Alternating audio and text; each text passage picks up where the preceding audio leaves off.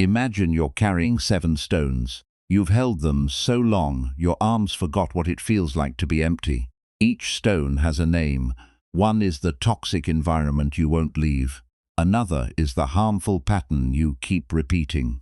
There's the anger you're still nursing from 3 years ago, the compensation method you reach for every time discomfort appears, the ego you're constantly defending, the mental noise that never stops, and the rigid belief about how life should be.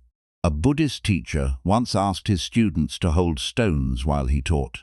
After an hour, their arms ached unbearably. He said, "The stones haven't gotten heavier. You've just been holding them too long."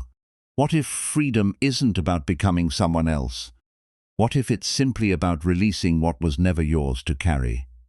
Wherever you are right now, whether you can see moonlight or streetlights or only darkness, you're in the right place. If something feels heavy, you're not broken. You're just carrying stones you forgot you could put down. Tonight, we'll explore 7 ancient teachings, not about acquiring anything new, but about releasing 7 types of burdens. The Buddha taught that we already have what we seek. It's just obscured like sky behind clouds. When clouds pass, the sky was always there. The first burden people carry, without realizing it, is closer than you think. Your surroundings shape your inner state more than you realize. Not just the room you're sitting in right now, though that matters. The people you spend hours with every week, the content you consume before sleep, the conversations that fill your commute, the energy you walk into when you open your front door, all of it seeps in quietly, constantly. Think of it like osmosis, that process where molecules pass through membranes without you noticing. Your environment isn't something separate from you that you observe from a distance. You're immersed in it, absorbing it, becoming it. The anxious person's anxiety becomes your baseline. The chaotic space's chaos becomes your normal. The angry content's anger becomes your lens. And because it happens slowly, you don't notice the shift until you're already swimming in completely different water than you intended. The Buddha said something direct about this. Association with the wise is wholesome. Association with fools is not. Sounds harsh until you translate it into modern terms. Who you spend time with becomes who you are. What you consume daily shapes what you think is normal. Where you place your body determines what your mind absorbs. This isn't moral judgment, it's practical observation. Like saying water flows downhill or fire needs oxygen. You can't grow orchids in toxic soil, no matter how determined the orchid. You can't stay calm in chaos, no matter how much you meditate. Environment wins. Most people don't notice their environment is toxic until they've been breathing poison for years. It happens gradually. One compromise, one accommodation, one "it's not that bad" at a time. Then one morning you wake up exhausted for no reason you can name, and you don't remember when breathing became this hard. There's an ancient story about someone who learned this the hardest way possible. His name was Sigala, and his father left him everything, except the one thing that mattered. Sigala was 23 when his father died. The old merchant had built a modest fortune through decades of careful trading. Silk, spices, precious metals, carried along routes from the Ganges to the western seas. He wasn't wealthy by royal standards, but comfortable enough that his son would never worry about food or shelter. On his deathbed, the father called Sigala close. His voice was weak, but the words came clear. "Choose your companions carefully. They're like the water you swim in. Good water makes you stronger. Poisoned water kills you so slowly you don't notice until it's too late." Sigala nodded, held his father's hand, promised to remember, but grief has a way of making everything feel distant and unreal, and advice from the dying can sound like worry from another era. 3 months after the funeral, Sigala met them at the market. 5 young men his age, dressed well, laughing loud, moving through the stalls like they owned the streets. One of them, Devaka, saw Sigala standing alone and recognized something. Fresh inheritance, recent loss. That particular vulnerability of someone trying to figure out who they are now that their parents are gone. "You look like you could use a drink," Devaka said, grinning. "We're headed to Ananda's place. Best wine in the city, and the night's still young." Sigala hesitated, then thought, why not? His father had been cautious his whole life, and what had it gotten him? A modest house and an early death. Maybe it was time to actually live.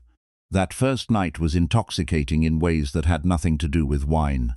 These men were confident, careless, magnetic. They told stories about narrow escapes and unlikely victories. They made plans that sounded ambitious and vague. Fortunes to be made, territories to explore, women to win, rivals to best. Everything felt possible in their company. And Sigala, who'd spent his whole life watching his father count coins and worry about weather, felt like he'd finally found his people. "You should host next time," Devaka said as dawn broke and they stumbled into the street.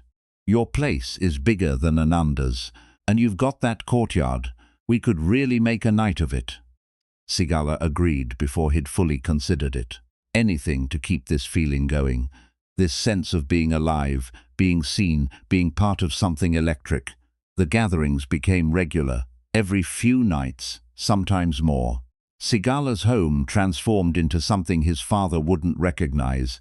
Loud music echoing off stone walls, oil lamps burning until dawn, servants exhausted from endless demands for food and drink. His new friends praised his generosity, called him brother, promised they'd do the same for him someday.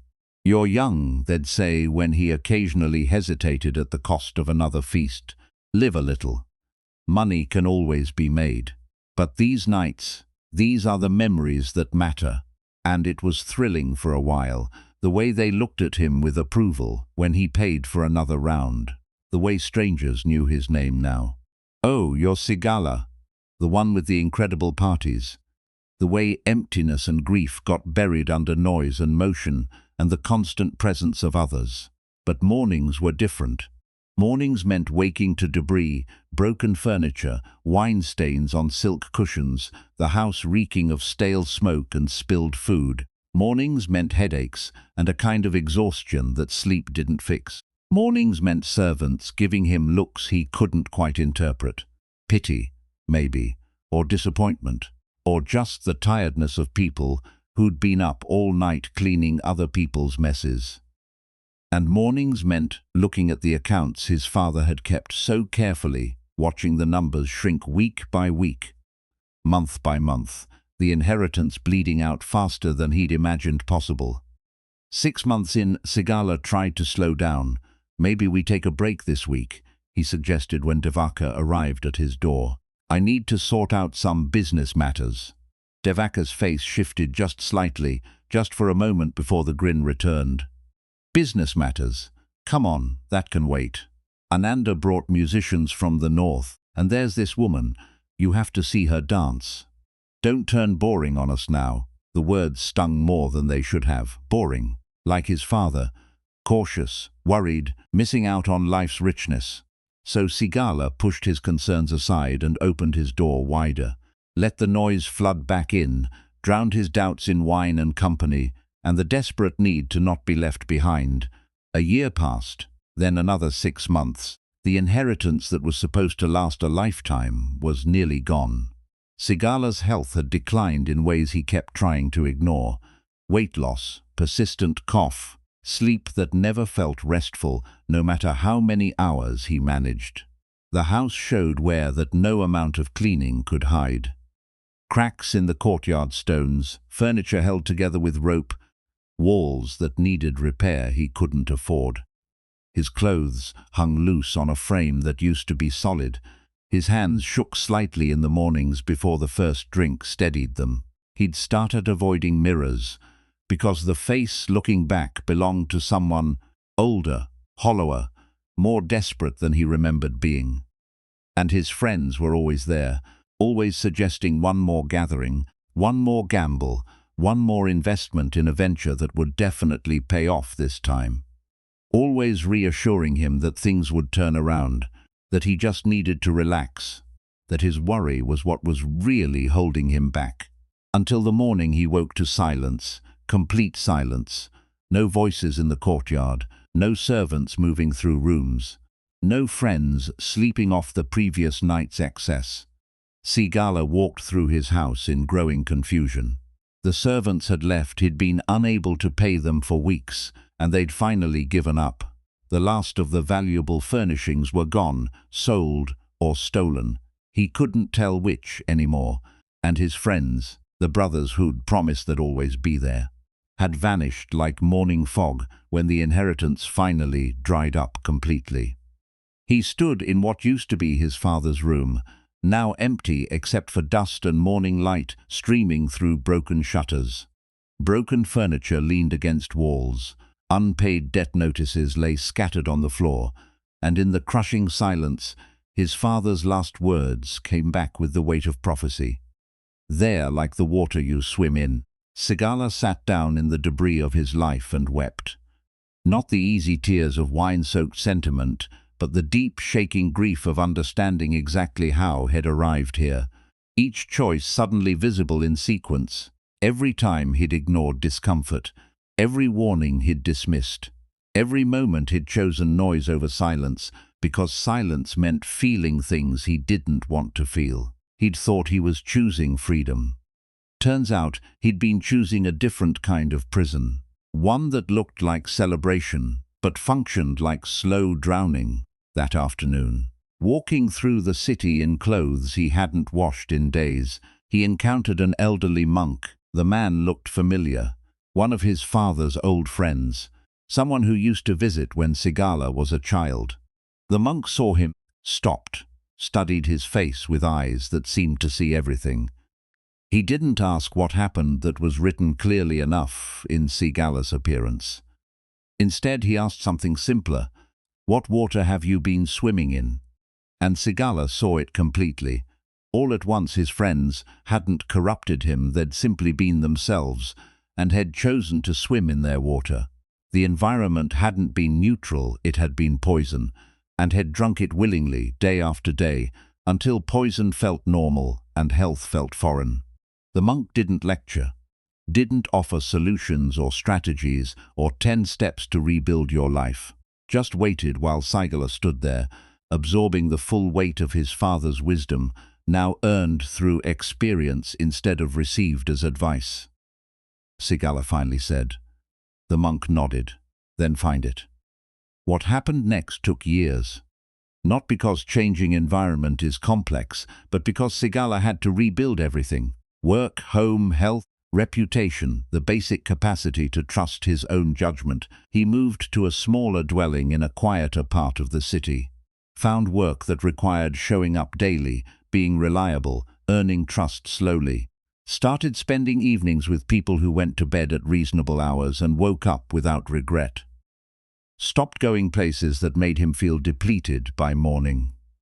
It wasn't dramatic, no single moment of transformation, no sudden enlightenment, just the slow, patient work of changing the water he swam in, one choice at a time.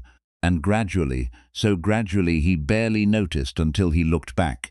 Each day felt lighter than the last. Years later, someone asked him how he'd turned his life around. Sigala thought about it carefully before answering. It wasn't about willpower, it was about changing the water. Perhaps you felt this. Spending time with certain people leaves you exhausted in ways that sleep doesn't fix. Scrolling certain content makes your chest tight and your thoughts race. Being in specific spaces, even your own home, makes you hold your breath without realizing it. The Buddha wasn't being judgmental when he talked about choosing associations carefully. He was being practical, like a doctor warning you not to drink contaminated water. You can tell yourself, the water is fine. You can develop high tolerance for poison. But tolerance doesn't mean health. It just means you've gotten used to being sick. This doesn't mean your people are bad or your spaces are wrong. It means paying attention to effects rather than intentions. That friend who's genuinely kind but always leaves you feeling drained. Maybe limit that exposure. that news source that keeps you informed but also keeps you anxious. Maybe consume it differently. That physical clutter that represents memories but also represents weight. Maybe honor the memories differently. Your work environment might be professionally necessary but emotionally toxic. Notice that, then ask what boundaries might help. Your family gatherings might be obligatory but consistently depleting. Acknowledge that. Then consider what would make them more bearable. Your social media feeds might be entertaining but also agitating. See that clearly, then decide if the trade is worth it. One thing, that's all. Just notice one element of your environment that depletes rather than nourishes. Not to judge it, not to wage war against it, just to see it clearly. Then ask, what if you change just this one element? Not everything, not all at once, just this. What if you spent 15 minutes less with that person who leaves you feeling small? What if you replaced morning news with morning silence? What if you cleaned one corner of one room and noticed how your breathing changes in that space? What if you unsubscribed from that one source that always makes your stomach tighten? Changing environment sounds simple until you try it. Then you discover how much identity gets wrapped up in surroundings, how much fear lives in the gap between familiar poison and unfamiliar health. How voices will say, "Don't turn boring on us now," when you start choosing differently. But here's what the story of Sigala teaches. The water you swim in determines whether you thrive or slowly drown. And you get to choose the water. Not always immediately, but you do get to choose. Notice your surroundings right now. Not to judge them, just to see them clearly. The sounds around you, the quality of air, the energy that fills this space. Does it help you breathe deeper or make you hold your breath? Even the device you're listening on right now sits within an environment. Is this space where you're resting conducive to rest, or are you trying to find peace in a setting that works against peace? This is the first burden to examine because it's the most visible, the most changeable. Environment sits on the surface. You can see it, touch it, alter it directly. Once external space begins to clear, you can finally see what's happening internally. The patterns you've been repeating, the emotions you've been carrying, the stories you've been believing. But you can't see any of that clearly while swimming in poisoned water. First you change the water, then everything else becomes possible. Environment is only the first burden. There's something more personal we carry, something that plays out regardless of surroundings, following us from space to space like a shadow we can't shake. It's quieter than environment, but just as heavy. And most people don't notice they're carrying it until someone points it out directly. We are creatures of habit. Most of what you do each day happens without thinking. The route you walk, the words you say when someone upsets you, the way you react when plans fall apart. Patterns laid down years ago, still running quietly beneath awareness. Some of these patterns serve you well. Brushing teeth before bed prevents decay without requiring nightly negotiation with yourself about dental hygiene. Looking both ways before crossing streets keeps you alive without conscious effort. Saying thank you when someone helps you maintains relationships through automatic courtesy. These useful patterns are gifts from your past self to your present self. Good decisions made once that now run smoothly in the background. Freeing up energy for things that actually need attention, but other patterns trap you.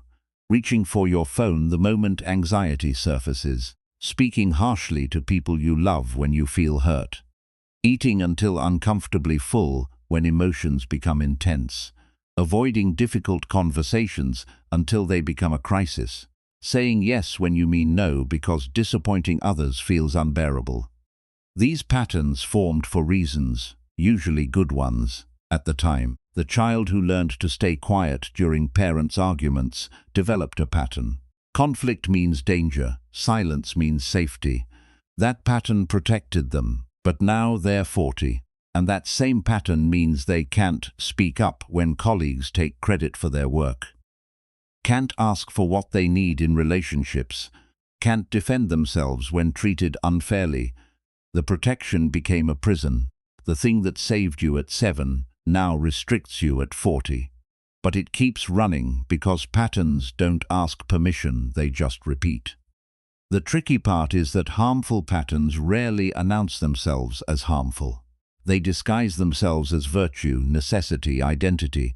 I'm not conflict avoidant, I'm peaceful, I'm not overworking, I'm dedicated, I'm not people-pleasing, I'm kind, I'm not numbing, I'm practicing self-care. The pattern wears whatever mask allows it to continue undisturbed. And you defend it, sometimes fiercely, because questioning the pattern feels like questioning yourself. A wandering ascetic once discovered this in the strangest way. His name was Ekapanna, and he'd convinced himself that suffering was the path to purity. Ekapanna practiced austerities that made other ascetics wince. He stood on one leg for hours, sometimes entire days, until the standing leg swelled and the raised leg went numb. He exposed himself to elements deliberately, sitting in scorching sun during summer's peak, standing in cold rain during winter storms. He ate almost nothing, a handful of grain every few days, just enough to prevent death, but never enough for actual nourishment. He believed suffering purified the spirit, that the body was an obstacle to transcendence, and the more he punished it, the closer he'd get to liberation. This wasn't random cruelty, he had a whole philosophy supporting it, teachers he'd taught, texts he could quote. Years passed this way. His body deteriorated visibly, skin stretched over bones, hair falling out, teeth loosening, joints swelling from constant strain. But he told himself this meant progress. The worse he felt physically, the closer he must be spiritually. Other ascetics admired his dedication. Look how much he endures, they'd whisper when he walked past, limping, eyes sunken, body trembling. Such commitment to the path. Their admiration fed the pattern. Every time doubt crept in, maybe this isn't working, maybe there's a better way, the admiration from others pushed it back down. He must be doing something right if people respected his discipline. But inside, where admiration couldn't reach, something else was happening. His mind wasn't becoming more peaceful, it was becoming more agitated. Constant pain demanded constant attention. His thoughts raced with suffering, the ache in his leg, the burning in his stomach, the pounding in his head. Where was the peace he'd been promised? Where was the transcendence? He'd wake before dawn, body screaming for rest, and force himself to stand. He'd watch the sun rise through eyes that barely focused, telling himself this discomfort was purification. He'd count the hours until he could allow himself to sit, then feel guilty for wanting to sit, then stand longer as punishment for the guilt.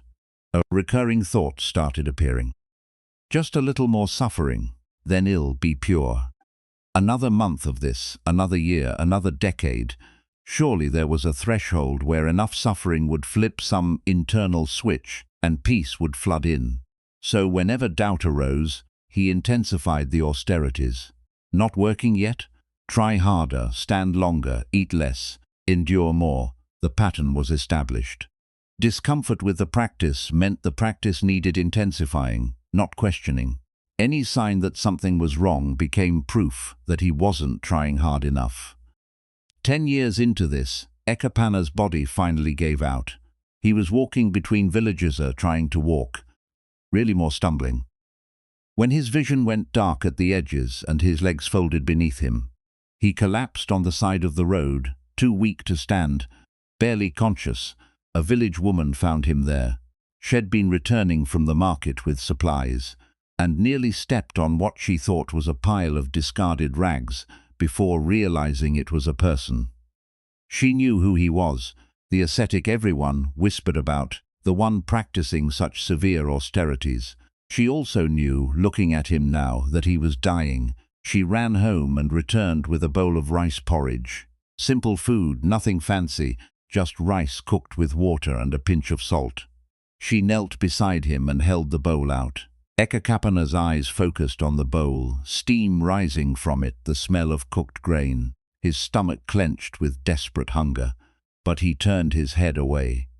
"I don't eat such food," he whispered. "It's indulgence." The woman studied his face, the pride still visible even as his body shut down. She didn't argue, didn't try to convince him or explain why he was wrong. Just placed the bowl beside him on the ground and walked away. Hours passed. Ekapana lay there staring at the bowl. Sun moved across the sky, shadows lengthened, and the bowl sat there, steam long since dissipated, porridge cooling. His mind produced every justification for not eating it. This was a test of discipline. 10 years of practice shouldn't be abandoned for one moment of weakness. Suffering was the path. He'd committed to this. Other ascetics respected this. Turning back now would mean all those years were wasted. But underneath the justifications a quieter voice. You're dying. Not dying metaphorically, not dying to the ego, actually dying. Your body is shutting down, and when you're dead, there's no more path to walk. He thought about his teacher, the one who'd first shown him these practices. That teacher had been skeletal too, had died young after pushing his body past all reasonable limits. Everyone had called it a holy death. But lying here now, Ekapana wondered, what if it was just death? What if suffering until you die isn't transcendence, just suffering until you die? Finally, from sheer weakness more than decision, Ekapana reached out. His hand shook so badly he could barely hold the bowl. He brought one spoonful to his mouth. The taste exploded on his tongue. Not as temptation, not as indulgence, as life. His body recognized nourishment the way drowning lungs recognize air. He took another spoonful, then another, and with each one, something inside him began to shift. Not his body just desperately absorbed the food it needed, but his mind. As strength trickled back, as his vision cleared slightly, as the fog of starvation began to lift, he could suddenly see the pattern clearly. 10 years. 10 years of increasing suffering, believing that more suffering meant more progress. 10 years of his body begging him to stop, and him interpreting those pleas as obstacles to overcome rather than wisdom to heed. 10 years of confusing self-destruction with self-transcendence. "I've been punishing the body as if it were the enemy," he said aloud to no one. But the body wasn't the enemy. The pattern was. He'd taken a genuine teaching discipline, restraint, non-attachment to comfort, and twisted it into something harmful, then defended that harmful version so thoroughly for so long that it became his identity. He wasn't Ekapana who practices discipline, he was Ekapana who suffers more than anyone, and that suffering was his worth. The pattern broke in that moment. Not because he decided to abandon practice, but because he finally saw that what he'd been calling practice was actually just repetitive harm, wearing practice's clothing.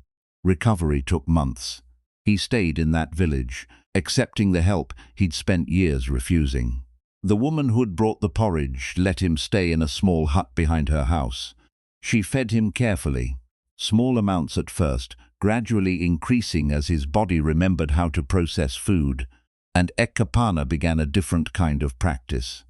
Nourishment and discipline, rest and effort, care for the body and care for the mind. Not punishing himself to achieve peace, but creating conditions where peace could actually arise. He sat in meditation, but ate regular meals. He practiced restraint, but slept full nights. He cultivated discipline, but listened when his body needed rest. And slowly, the agitation that 10 years of torture couldn't touch began to settle.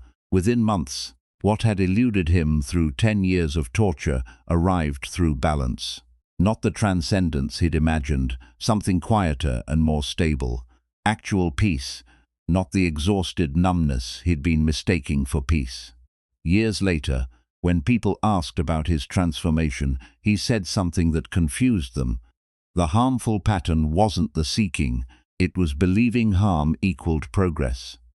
Maybe you recognize this pattern in different clothing, not extreme austerities, but the modern versions we rarely question.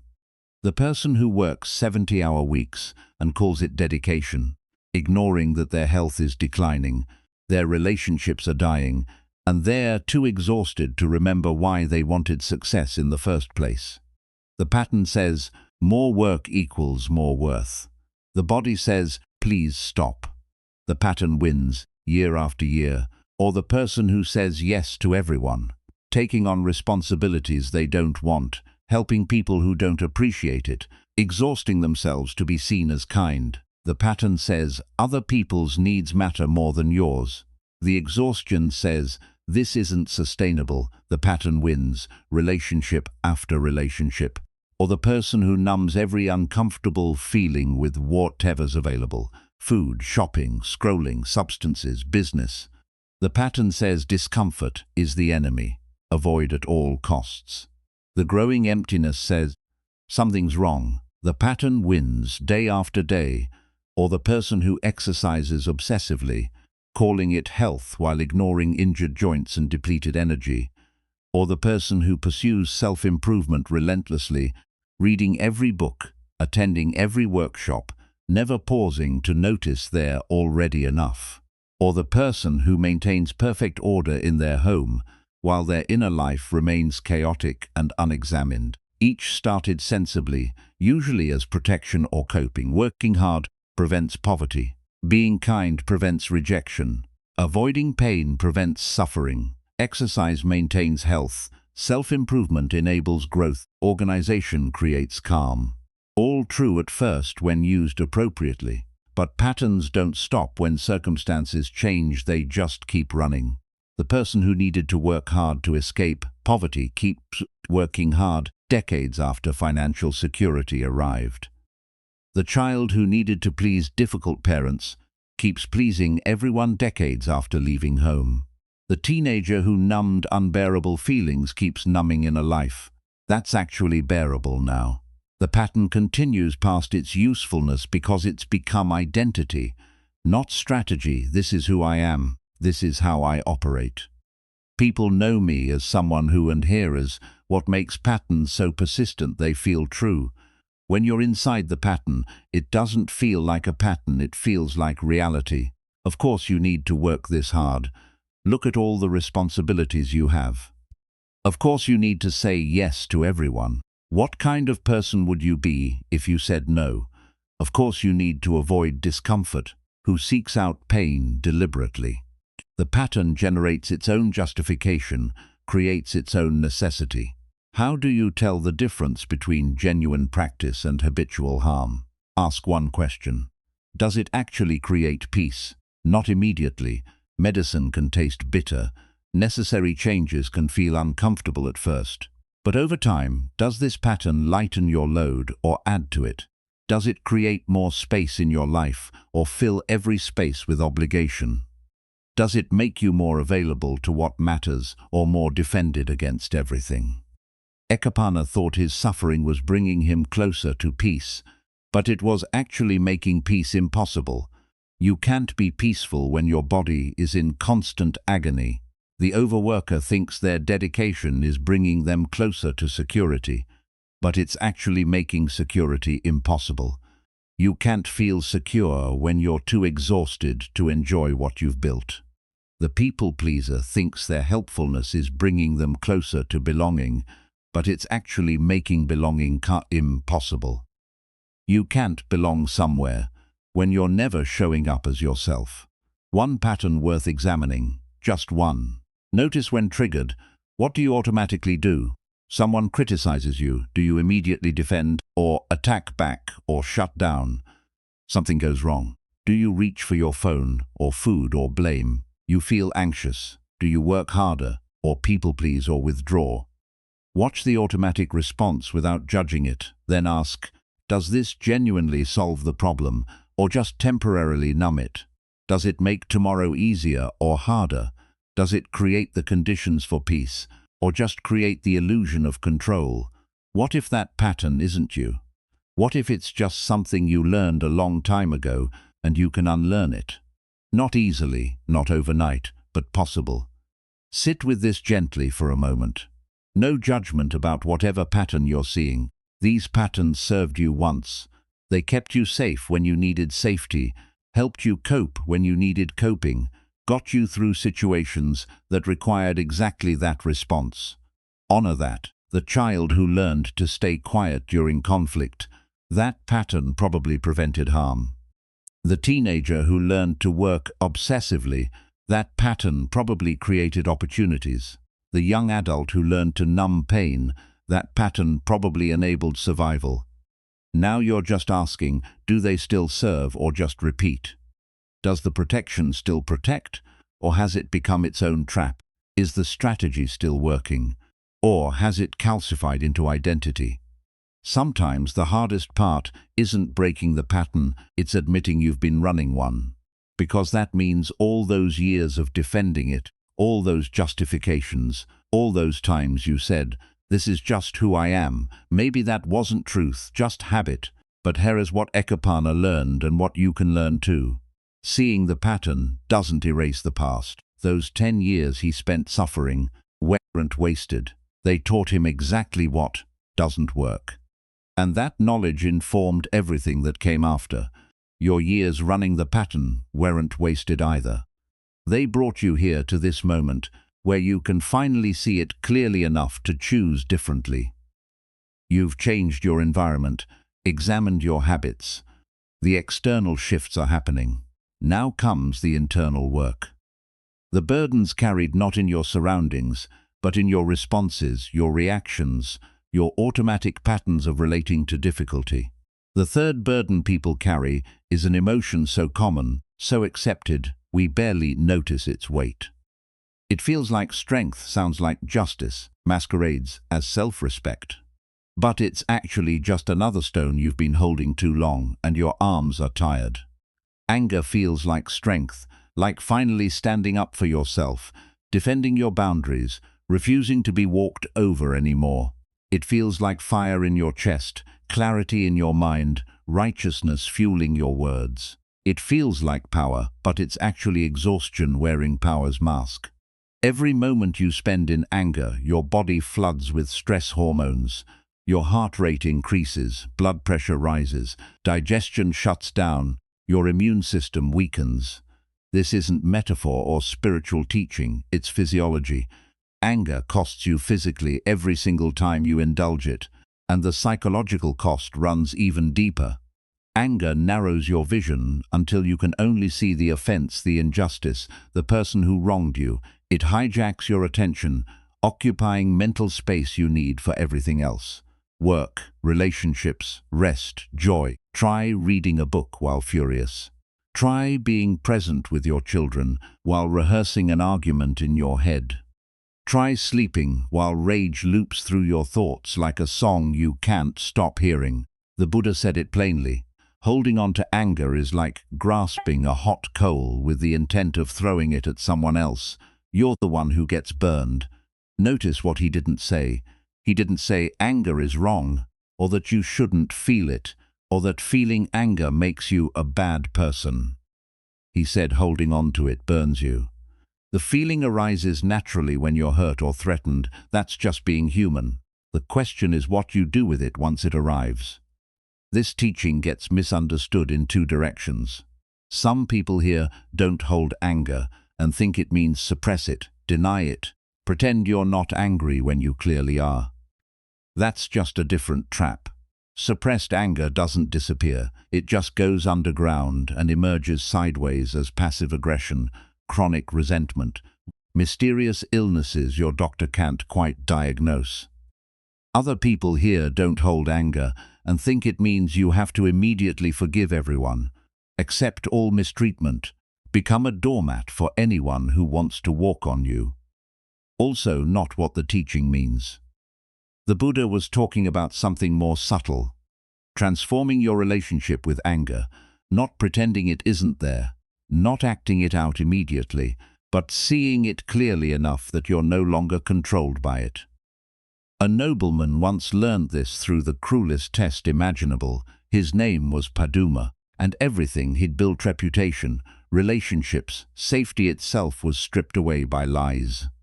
Paduma came from noble birth, but lived more simply than his position required. While other nobles competed for influence and accumulated wealth, he focused on what the Buddha taught: gentleness, patience, equanimity, not as performance but as genuine practice. When servants made mistakes, he responded with understanding rather than punishment. When merchants shortchanged him, he let it go. When people spoke badly of him behind his back, he didn't retaliate. People in the kingdom knew him as someone you could trust. Fair in dealings, honest in speech, calm in temperament. Parents pointed him out to their children. See Paduma. That's what integrity looks like, which made him the perfect target. Another noble, well, call him Devadatta, envied everything about Paduma. His reputation, his respect, the way people's faces softened when they spoke his name. Devadatta had more wealth, more land, more influence in court. But he didn't have what Paduma had. Genuine regard from others. So Devadatta started spreading rumors, quietly at first, carefully, just planting seeds of doubt. You know, I've heard Paduma's gentleness is actually cowardice.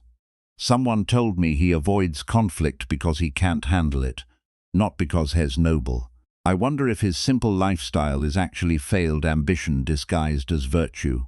The rumors spread the way rumors do. Whispered in markets, discussed at dinner tables, repeated until they took on the weight of fact. Within weeks, people who'd respected Paduma started viewing him through this new lens. His gentleness looked like weakness. His patience looked like passivity. His equanimity looked like indifference. Then Devadatta escalated. He started saying Paduma was dishonest in business dealings, that he cheated merchants, that his reputation for integrity was carefully constructed fraud. None of it was true, but truth doesn't matter. Once rumor gains momentum, people who'd once honored Paduma now cross the street to avoid him. Merchants refused his business. Former friends stopped visiting. Some even mocked him openly in the streets. There goes the coward. Look, the fraud. How's your fake virtue today, Paduma? Paduma's family was horrified. His brother came to him furious. You have to fight back. Defend your name. Destroy Devadatta's reputation, the way he's destroying yours. You have resources. You have truth on your side. Use them, his sister pleaded. At least tell people what's really happening. Explain that these are lies. You're letting him win by staying silent, and Paduma felt it. The anger they wanted him to feel, it was there, rising in his chest like fire, hot and justified and demanding action. Everything in him wanted to lash out, to defend himself, to make Devadatta suffer the way he was suffering. But instead of acting on it, he observed it. He noticed the heat in his chest, the tightness in his jaw, the way his hands wanted to clench into fists, the thoughts rushing through his mind. Plans for revenge, imagined confrontations, ways to publicly humiliate Devadatta. He acknowledged it all. Yes, anger is here. Of course it is. I'm being lied about. My reputation is being destroyed. People I thought were friends have turned on me. Anger makes sense. And then he asked himself something his family wasn't asking. If I act from this anger right now, what actually happens? He could see it clearly. If he retaliated with his own rumors about Devadatta, Devadatta would respond with worse rumors about him. If he confronted Devadatta publicly, it would become a spectacle people would gossip about for months, with both their reputations suffering. If he defended himself aggressively, it would look like exactly what Devadatta had accused him of being. Someone whose gentleness was just a mask. Anger answered with anger creates an endless cycle. Both people get burned, and the fire spreads to everyone around them. Meanwhile, Devadatta wasn't finished. Seeing that his rumors were working, he took it further. He went to the king with an elaborate story. Paduma was plotting treason, gathering supporters to overthrow the throne, using his reputation for virtue as cover for treachery. The king, influenced by Devadatta and already hearing rumors about Paduma's supposed dishonesty, believed it. Paduma was arrested in the middle of the night, dragged from his home, thrown into prison without trial. In the prison cell, cold stone, iron bars. Guards who treated him like a traitor. Paduma faced the deepest test. Everything had been taken from him now, not just reputation but freedom itself. He was facing execution for treason he didn't commit, based on lies from someone who simply envied him. If there was ever a time for justified rage, this was it. The anger was there, massive and demanding. It wanted him to scream at guards, to curse Devadatta's name, to rage against the injustice until his voice gave out. It wanted him to fantasize about revenge, to plot elaborate punishment, to feed itself until it consumed everything else.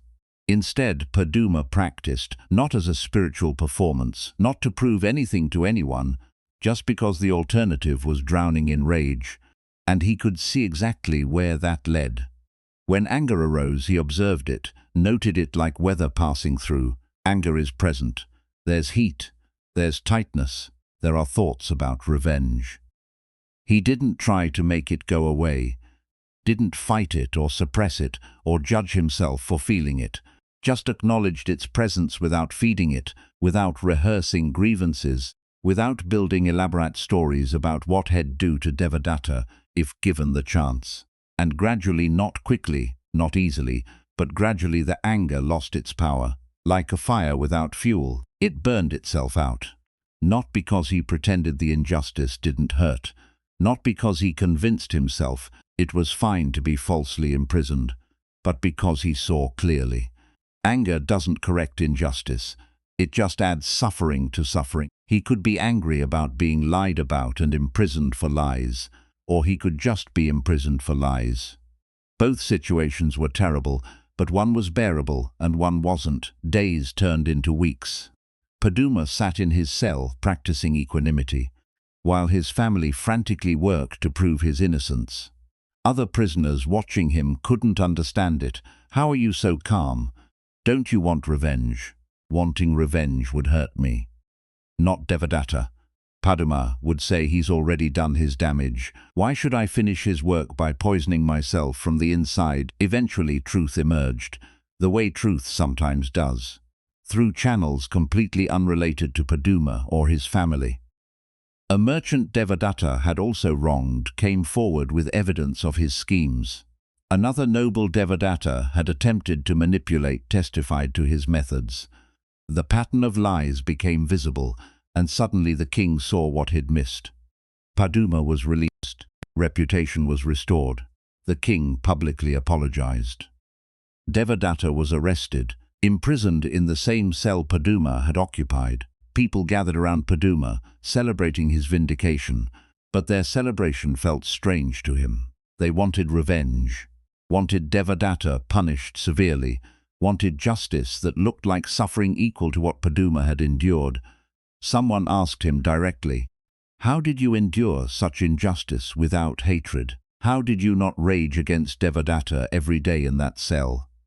Paduma thought carefully before answering, "I endured it precisely by not adding hatred to it. Devadatta added suffering to my life with his lies. If I'd spent every day feeding my hatred, I would have completed his work. He would have destroyed my reputation from the outside, while I destroyed my peace from the inside. Instead, I chose to let him have only the power he'd already taken and keep my inner life as my own." Someone pressed further, "But doesn't patience mean letting people walk over you?" "No," Paduma said. "Patience isn't passive. It's the active choice not to multiply suffering. I was already suffering from false imprisonment. Adding rage would have multiplied it. Patience meant bearing what had to be borne, without adding fuel to the fire. Maybe you're hearing this story and thinking, that's beautiful but unrealistic. I can't be that patient. If someone lied about me like that, I'd lose my mind, and you might, most people would. At first, when used appropriately, it makes sense. But here's what this teaching isn't saying. It's not saying you have to be perfect, or that you should let people mistreat you, or that anger is wrong and you're bad for feeling it.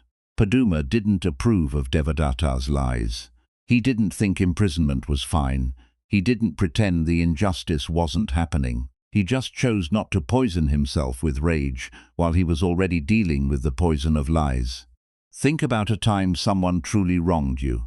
Not a minor annoyance, an actual betrayal, genuine harm, real injustice. The anger that came was natural. maybe even necessary as an initial response. Your body saying this is wrong. Defend yourself. The question isn't whether you should feel angry, you already do. The question is, what do you do with that anger once it arrives? You have three options. First option, feed it, rehearse the grievance repeatedly in your mind. Tell everyone who'll listen about what this person did. Plan elaborate revenge scenarios you'll probably never act on. Check their social media to see if they're suffering enough. Bring it up in conversations that have nothing to do with it. This feels satisfying temporarily, like scratching an itch. But the itch gets worse the more you scratch. The anger grows, takes up more space, requires more feeding, until it's no longer an emotion you're feeling, but an identity you're living. Second option, fight it. Suppress the anger, deny it. Tell yourself spiritual people don't feel rage. Shame yourself for the very human response. You're having I shouldn't be angry. Anger is bad. I should forgive and move on. This looks like patience, but it's just repression with better power. The anger doesn't go away, it just goes underground, emerging as passive aggression, mysterious health problems, sudden explosions over minor things months later. Third option, acknowledge it without acting from it. Feel the heat without becoming the fire. Notice anger is present the way you'd notice weather. It's raining doesn't mean you have to stand in the rain or pretend it's sunny, just means you acknowledge current conditions. I feel angry is different from my anger. This person hurt me, and I'm furious about it is true. Therefore, I must act on this fury immediately. Doesn't follow next time anger arises. And it will, because you're human and humans get angry. This pause before responding. Not a long pause, just enough to create space between feeling and action. Could be 3 breaths, could be 3 minutes, could be 3 hours if the situation allows. During that pause, notice where anger lives in your body. Is it heat in your chest, tension in your jaw, tightness in your shoulders, shaking in your hands? Just notice, don't judge. Then ask, if I respond from this anger right now, what grows? If I wait until I'm clear, what becomes possible? Sometimes the answer will be, I need to respond now. This is urgent. Waiting isn't safe. Fine, respond. But you'll respond from awareness rather than pure reaction. And there's a difference. More often, you'll see. Responding from rage will make things worse, not better. Will multiply suffering rather than solve it.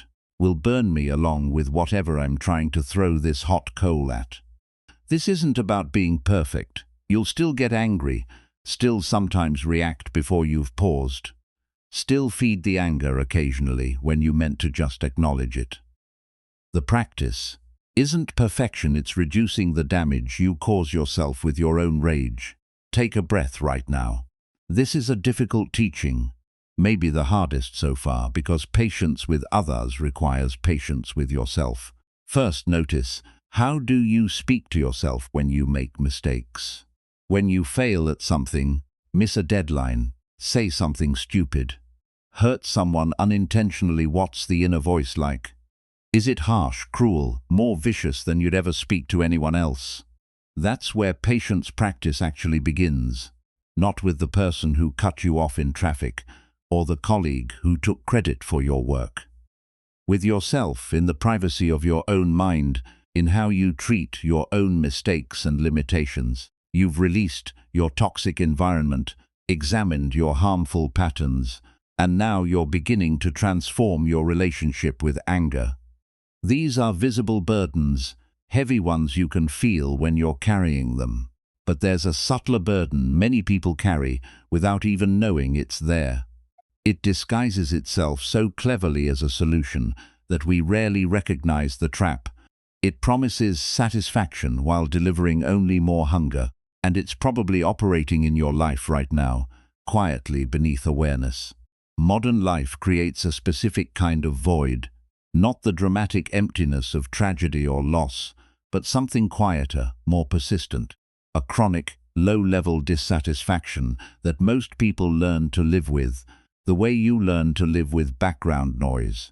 Disconnection from genuine community, despite being more connected than ever. purposelessness underneath the busy schedule, the nagging sense that something's missing, even when nothing obvious is wrong. You have a job, a home, people who care about you, reasonable health, all the pieces that should add up to satisfaction, yet satisfaction doesn't arrive. So we compensate. We fill the void with things never designed to fill it. Shopping when you're not looking for anything specific, just looking. Scrolling when you're not seeking information, just scrolling. Eating when you're not hungry, just uncomfortable. Achieving when you don't need the achievement, just the validation it might bring. Pursuing romance not because you genuinely connect with someone, but because being alone feels unbearable.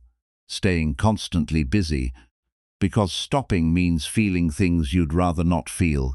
None of these things are inherently bad. Shopping provides what you need. Internet contains useful information. Food nourishes your body. Achievement accomplishes real things. Romance brings genuine connection. Productivity moves life forward. They become problems when you use them to avoid feeling the void instead of addressing what created it. The Buddha identified this pattern 2,500 years ago. Craving as a response to dissatisfaction, not the craving itself as the problem, but what drives it. When there's a hole inside, you keep trying to fill it from the outside. But outside things can't fill inside holes, they just temporarily cover them. Don't judge the craving. Understand what it's trying to fix. What uncomfortable feeling are you trying to avoid by reaching for that thing right now? There's a teaching story about someone who tried every compensation method available and discovered something that changed everything. Her name was Panna, and she was born into wealth most people only imagine. Her father was a merchant who'd built a fortune through decades of successful trade, and Panna, his only child, inherited not just money, but access to everything money could buy. Fine silk clothes in every color embroidered with gold thread, jewelry that caught light and held it, rubies, sapphires, pearls from distant seas, perfumes blended specifically for her by expert craftsmen, food prepared by cooks who'd trained for years to perfect each dish, entertainment whenever she wanted it, musicians, dancers, storytellers, servants who anticipated her needs before she voiced them. People envied her. If I had what she has, they'd say I'd never be unhappy again. But underneath everything she possessed, a persistent emptiness lived, not dramatic or overwhelming, just always there. Like a low hum you stop noticing until you're trying to sleep, and suddenly it's the only thing you can hear. So she tried filling it. If more possessions had made her happy before, maybe more possessions would make her happier now. More clothes, though her closets were already full. More jewelry, though she rarely wore what she had. More experiences. She attended every gathering, every performance, every event where important people might be, hoping that maybe this one would finally satisfy her. Each new thing brought a brief lift. The moment of acquisition felt good. Choosing the item, completing the purchase, bringing it home, showing it to friends. For a few hours, maybe a day, the emptiness receded. Then it returned deeper than before, like a tide coming back stronger. A pattern established itself so gradually she didn't notice it forming. Notice emptiness, feel discomfort of that emptiness, acquire something new, feel briefly better. Emptiness returns deeper, repeat. Her room filled with things shed, bought once, and never touched again. Expensive instruments shed, intended to learn but hadn't. Books shed, meant to read but didn't. Art shed, purchased because owning it felt important, not because she actually loved it. Each item represented a moment when Shed thought, "This will make me happy." None of them had. Her schedule filled with engagements that left her exhausted but unable to stop accepting invitations. Dinners with people she didn't particularly like. Performances she ended because being seen there mattered more than enjoying them. Parties where she smiled till her face hurt, and came home feeling lonelier than if Shed stayed alone. She knew somewhere that this wasn't working, but knowing didn't stop the pattern. It just made her feel worse about continuing it. What's wrong with me? She'd think. I have everything, why isn't it enough? Then one day, her father hired an elderly woman to help clean their home. The regular servants had too much work. And this woman, bent with age, hands rough from years of labor, arrived early one morning to help with the rooms. Panna watched her work in her room, moving slowly among all the unused possessions. The woman didn't rush, didn't seem bothered by the slow pace her body required. She hummed quietly while she worked. Not a tune anyone would recognize, just a sound of contentment. This bothered Panna more than it should have. This woman had nothing, worn clothes, calloused hands, a life of service and labor. Yet she seemed genuinely at ease in a way Panna, surrounded by luxury, never felt. How can you be content with so little? Panna asked before Shed fully decided to speak. The old woman paused in her work, looked at Panna with eyes that had seen a lot of years. What is there to be discontent about? She asked, genuinely curious. Panna gestured at her own opulence, the silk clothes, the jewelry scattered on tables, the expensive but ignored possessions filling every surface. But don't you wish for more? For what I have, for comfort and beauty and freedom from labor? The woman smiled, not condescending, just amused. I have food to eat when I'm hungry. I have shelter that keeps rain off my head. I have work. That's useful. Someone needs these rooms cleaned and I can clean them. My needs are met. What more should I wish for? Panna felt frustration rising. This seemed like willful ignorance of reality, but surely there's something you want that you don't have, she pressed. Everyone wants something. The woman considered this seriously. Not dismissing the question, I suppose, she said slowly. I want what I already have, and I have it, so am content.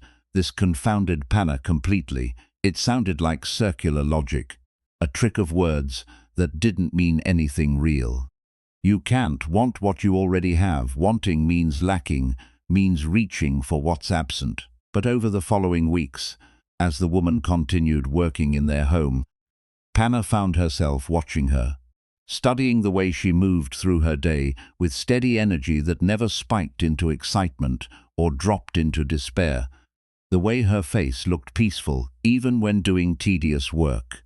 The way she seemed genuinely present with whatever she was doing, not rushing through it to get to something better. Panna had everything this woman didn't have. Yet the woman possessed something Panna had never managed to find: genuine ease.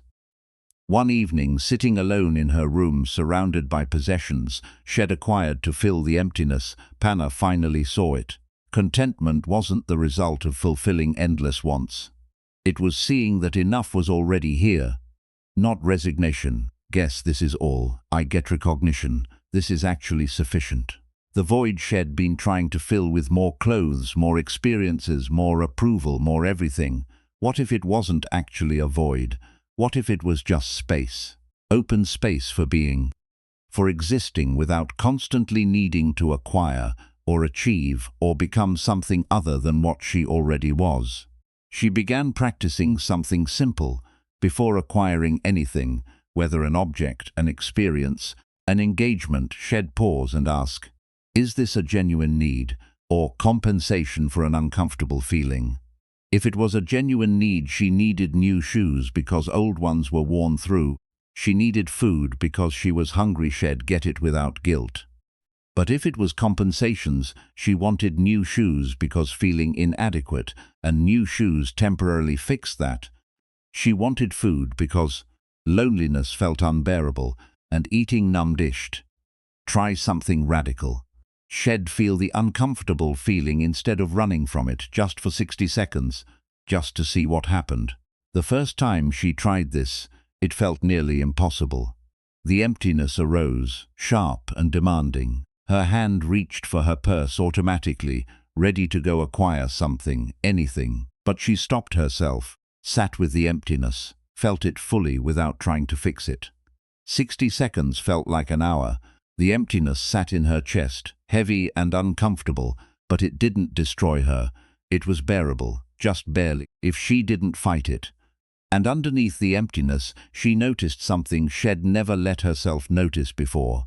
A kind of stillness, like the space beneath waves where water moves but doesn't churn. The void she'd been trying to fill revealed itself not as lack, but as openness. Room for being, not emptiness requiring filling. She didn't transform overnight. Old patterns don't break easily. Many times she still reached for the familiar compensations. Shopping when uncomfortable, seeking approval when uncertain, staying busy when scared of stopping. But gradually, the grip loosened. She could feel the urge to compensate, and sometimes choose differently. Could recognize, I don't actually want this thing.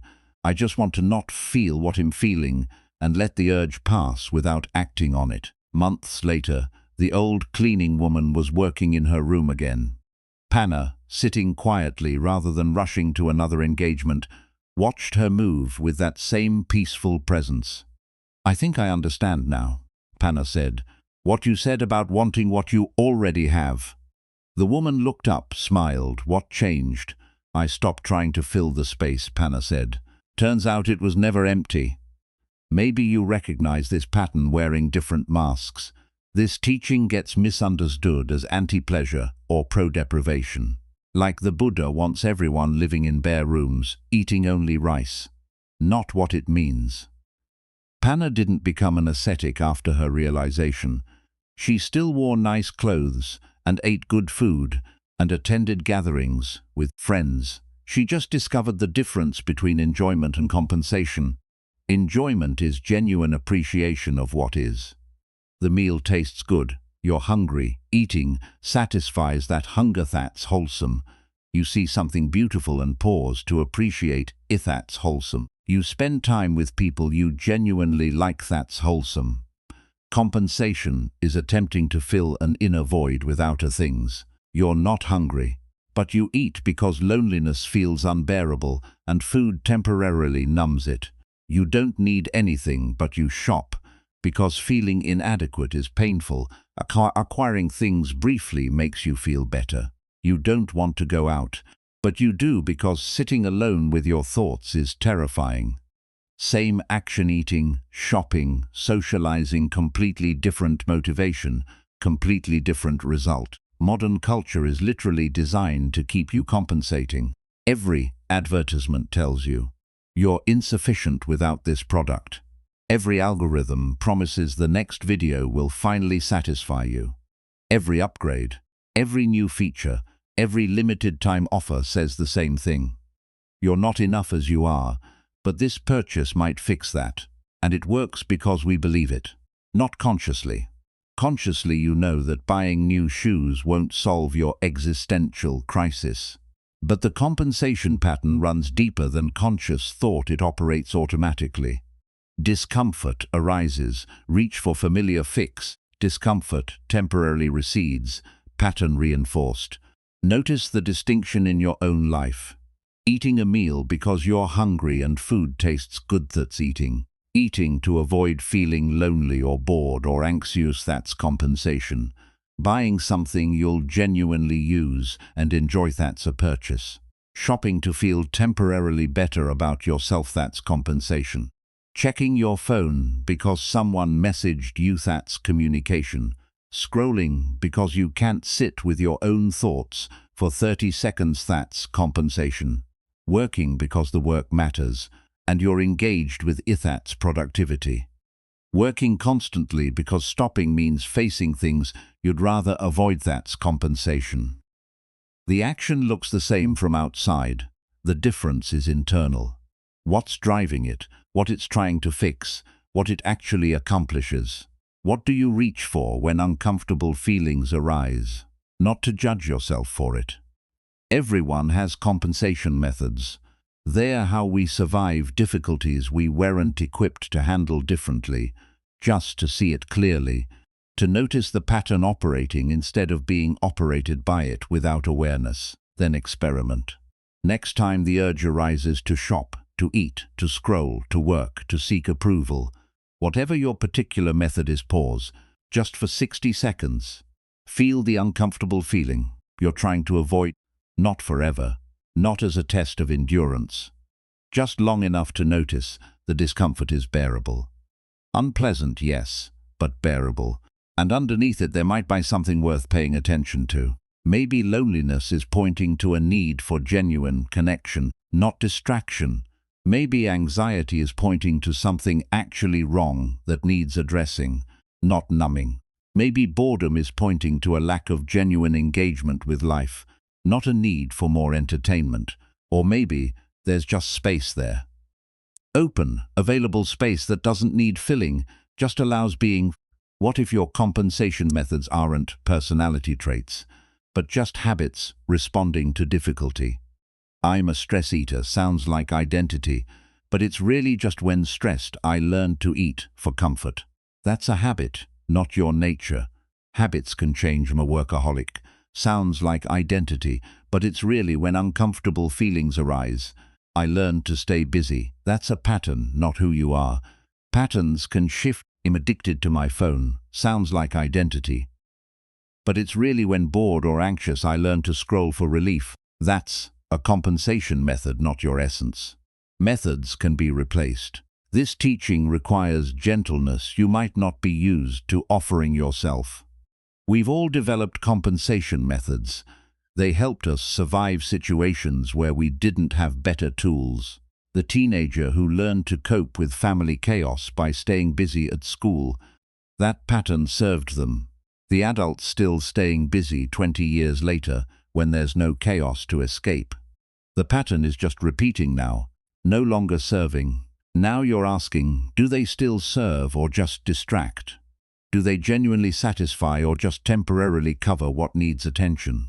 Finding contentment doesn't mean wanting nothing, feeling nothing, becoming some enlightened being who floats above human needs and desires. It means recognizing that underneath the endless craving for more, enough is already here. You can want things, can pursue goals, seek experiences, improve circumstances. The difference is whether you're reaching from emptiness or from enoughness, whether you're compensating for lack or genuinely engaging with life. You've released your toxic environment. You've examined your harmful patterns. You've begun transforming anger into patience. And now, you're seeing how compensation methods have been operating. All the ways you've tried to fill from the outside what can only be recognized from the inside. These are the visible burdens, the ones you can name and point to. But there's something more fundamental operating beneath all of them. So fundamental to how you move through the world that it feels like reality itself, rather than one way of relating to reality. The fifth burden is woven so deeply into your sense of self that noticing you're carrying it requires a shift in perspective people never make. It's not your environment, or your patterns, or your emotions, or your cravings. It's the lens through which you interpret everything that happens. And it's exhausting in ways you've stopped noticing. The ego isn't bad.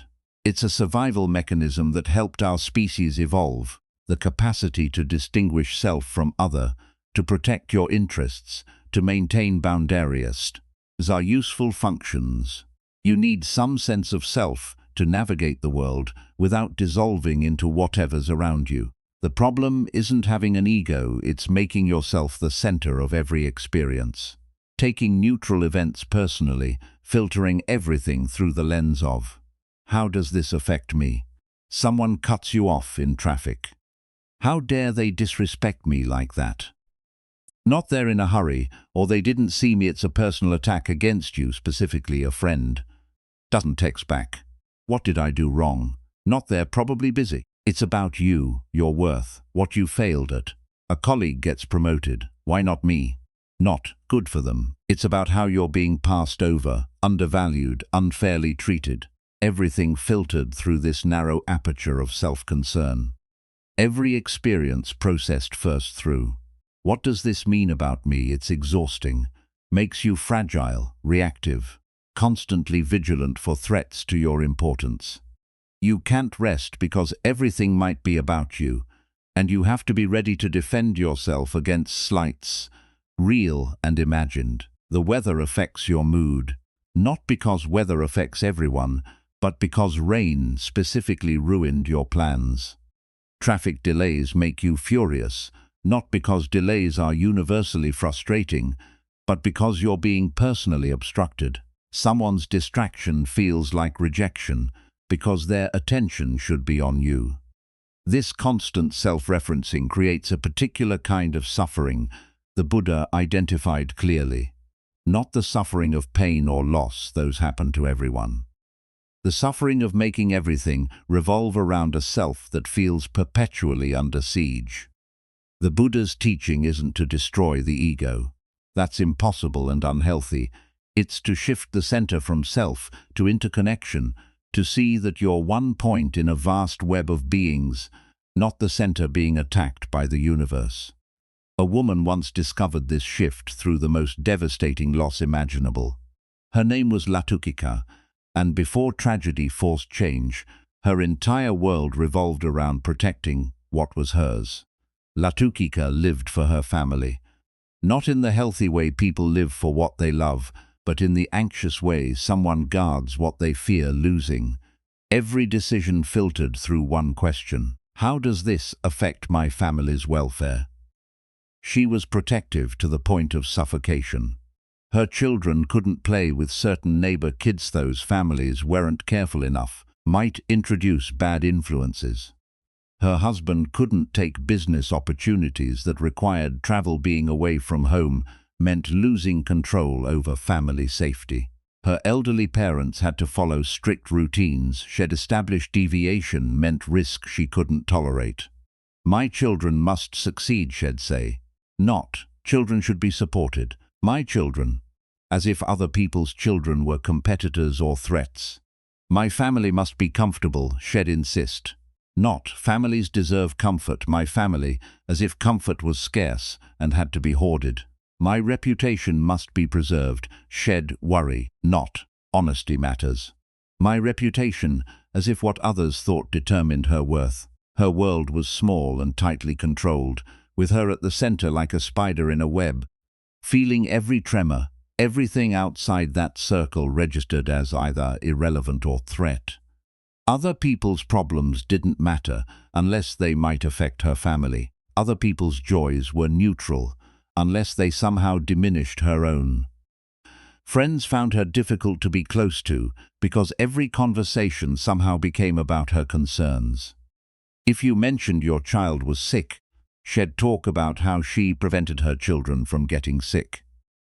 If you shared excitement about a promotion, she'd mention her husband's superior position.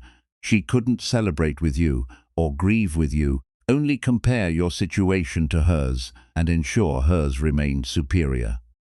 The emotional reality of living this way was constant, grinding anxiety. When yourself is the center and everything threatens that center, you're never safe. There's always something to worry about, some new angle of potential harm, some way things could go wrong and affect your carefully maintained world. She didn't sleep well. Nights meant lying awake, running through scenarios. What if this happens? What if that fails? What if someone does something that impacts us? She'd get up multiple times to check on her children, even though they were old enough to not need checking. She'd review conversations, looking for hidden meanings, veiled insults, signs that someone was trying to harm her family's standing. Her stomach hurt constantly from the tension. Her shoulders stayed tight, no matter how much she tried to relax them. She snapped at people over small things because she was operating at maximum stress all the time, and any additional demand felt unbearable. Then her youngest child got sick. Not unusual illness, children get sick. It's part of childhood. But this one didn't resolve the way illnesses usually did. Fever that wouldn't break despite remedies. Strength draining from a body that should have been vibrant with youth. Healers came, tried their medicines, left with worried faces they tried to hide. Latukika did everything possible. Everything she could control, she controlled. Temperature in the room, quality of food, cleanliness of bedding, exact timing of medicines. But some things can't be controlled through vigilance. Some things happen regardless of how tightly you grip. 3 weeks after the fever started, her child died. The grief obliterated everything. Not the gentle sadness people sometimes describe this, was annihilation. The center of her world, the thing she'd organized her entire life around protecting, had been destroyed despite all her efforts. For days she barely moved, couldn't eat, couldn't sleep, couldn't do anything except exist in the crushing weight of loss. The house that had been full of her controlling energy became silent, except for her occasional animal sounds of grief. Her remaining family tried to comfort her, but she couldn't receive it. How could they understand? This was her child, her loss, her unbearable pain. Everything was still filtered through that narrow lens of mine, even grief. Eventually, because humans can't stay motionless forever, and grief demands some form of movement, she left the house. Not with destination or purpose, just walking, because staying still felt like suffocating. She found herself near a grove where the Buddha was teaching. She hadn't intended to go there. Didn't care about teachings or philosophy, or anything beyond the pain consuming her. But there were people gathered, and sometimes being near other humans helps, even when connection feels impossible. She sat at the edge of the crowd, barely hearing words. The Buddha was talking about suffering, about illness and death as conditions all beings face. Standard teaching shed, probably heard before and dismissed as obvious, but something penetrated the grief this time. One phrase. Every being who lives will experience loss, illness, death. Wait, every being. She looked around at Thamdases near her. An old man sitting to her left, deeply lined face. He'd probably buried children, maybe grandchildren, a young mother with an infant on her lap. She probably lived in terror of exactly what Latukia had just experienced. A middle-aged merchant behind her. He'd lost parents, siblings, friends. Each person here carried their own version of what she was feeling. Not the same losses, but the same shape of grief. The same devastating experience of loving something and losing it. Something shifted. Not the grief that remained massive, crushing, real. But the framing around it changed. This wasn't the universe punishing her specifically. It wasn't about her worth, or her failures, or whether she'd controlled things correctly. It was what happens in a world where everything that arises eventually passes, where every being faces the same fundamental vulnerabilities.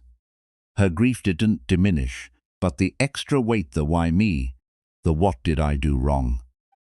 The how is this fair that started to lift, not because she had answers, but because she saw those questions came from the same egocentrism that had made her life so anxious before this happened. She kept sitting as the teaching continued, started actually hearing what was being said instead of being trapped entirely in her own experience. The Buddha talked about how we all suffer, and how that shared suffering could become the basis for connection rather than isolation. How recognizing your pain in others' faces opens something that self-centered fear keeps closed. Latukika began noticing others' pain, not just her own. The old man's stiffness when he stood suggested joints that hurt constantly. The young mother's exhaustion showed in how she held her baby, tender but depleted. The merchant's worry creased his forehead, even when he smiled. Each person carrying their version of difficulty, each one navigating a life that included loss and fear and uncertainty. Her suffering wasn't special or unique. It was the universal condition she'd previously only noticed when it affected her circle. Natural compassion arose, not forced, not performed, just the organic response to recognizing suffering and seeing it clearly. If I hurt this much, and this old man has probably hurt this much multiple times. If this young mother fears what I just experienced, if all of us are navigating the same fundamental vulnerabilities, then the lens shifted from how does everything affect me to we're all in this together. Over the following weeks, Latukika's grief continued. Losing a child isn't something you get over, it's something that changes you permanently. But alongside the grief, something else grew. She started noticing her elderly neighbor struggling to carry water before. She would have seen this only if it somehow threatened her interests. Now she saw it as shared difficulty. Getting older is hard. Watching your body weaken is frightening. Needing help is humbling. She offered to help. She started listening when her friend talked about her troubles before. She would have redirected the conversation to her own concerns, or offered advice designed to make the problem go away quickly so she could return to her worries. Now she just listened, recognizing that her friend needed to be heard, not fixed. She started seeing her remaining children differently. Not as extensions of herself that needed controlling to stay safe, but as separate beings navigating their own difficulties. Her protective urges remained parents don't stop caring, but they shifted from suffocating control to supportive presence. This didn't fix her loss, didn't bring her child back, or erase the pain. But something strange happened as her circle of care expanded beyond self-centered concerns. The self-centered pain that had felt unbearable became bearable, not because it got smaller, but because she wasn't relating to it through the lens of, "Why is this happening to me?" Just, "This is happening," as it happens to all beings. That shift from personal attack to universal condition changed everything about how she carried the grief. Maybe you're recognizing this pattern in quieter forms. Not the dramatic loss Latukika faced, but the constant self-referencing that exhausts you daily. This teaching gets misunderstood as, think about others instead of yourself. Like you're supposed to abandon your own needs and become some selfless saint who never considers what you want or need. Not what it means.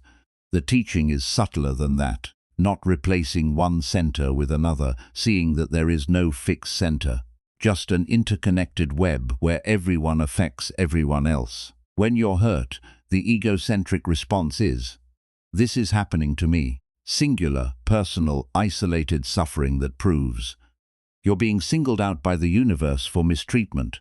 The wisdom response is, "This is happening as it happens to all beings."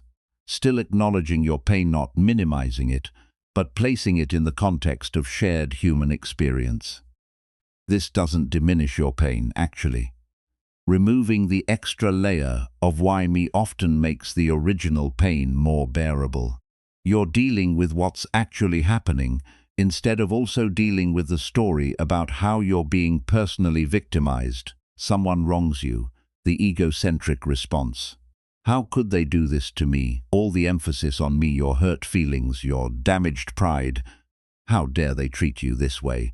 The compassionate response. What suffering in them led to creating suffering for others? Not excusing the harm, not saying it's acceptable, just recognizing that hurt people hurt people.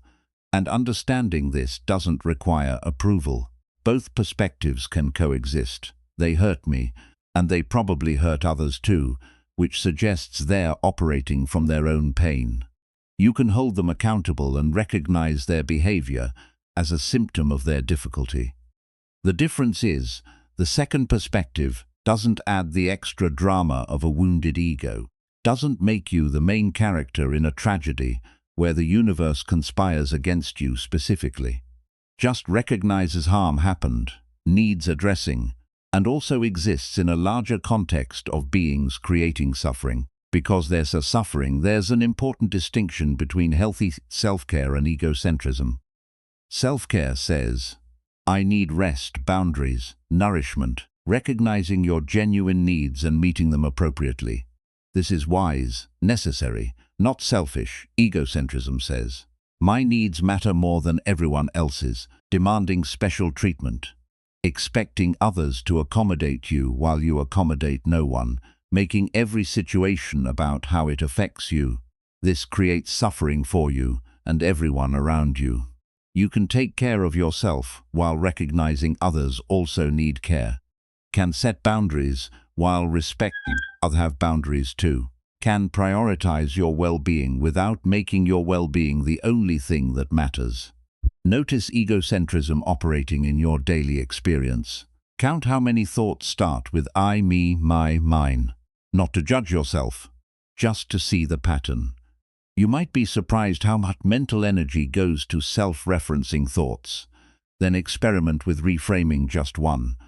Take something you're experiencing as my problem and reframe it as a problem humans face. Him anxious about this deadline becomes deadlines create anxiety for people. Same experience, different framing. One makes you the center under attack, the other recognizes shared difficulty. I'm hurt that they didn't invite me becomes not being included hurts, still acknowledging the pain, but removing the extra layer of personal offense. Why is this happening to me? Becomes this is difficult.